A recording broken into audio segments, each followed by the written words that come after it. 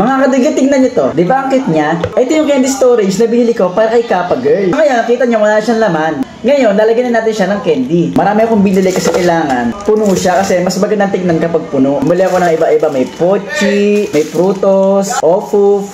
Ayan. Hindi kasi siya magandang tignan pag hindi puno eh. So, ayan.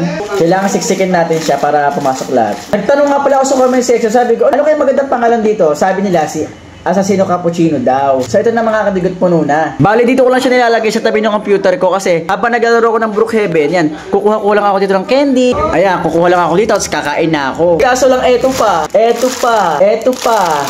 ayan, ang dami ng candy. Ang dami ng candy, hindi na siya kasya dito kay Assassino Cappuccino. Kaya naman eto, bubuli pa ako ng isa. Pero siya, may ribbon. So tingin ko babae siya. 'Di ba? Kasi etong si Assassino Cappuccino wala siyang ribbon, so tingin ko lalaki siya. Etong si Cappuccina Ballerina, babae siya, tingin ko. Kaya ang gagawin natin ngayon, siya naman lalagyan natin ng candy. Ang galing nga kasi siya may takip, pinipindot lang to.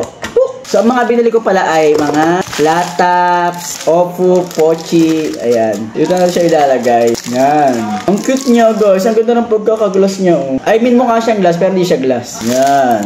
Yan. Kailangan din natin siksikin. Ayan, puno na. Ngayon, titikman natin yung mga candy na binili ko. Nahin ko tong ofu. Sarap. Itong plataps. Bali, ayan, dito ko sa nilalagay, magkabilaan. So, yun lang, share ko lang.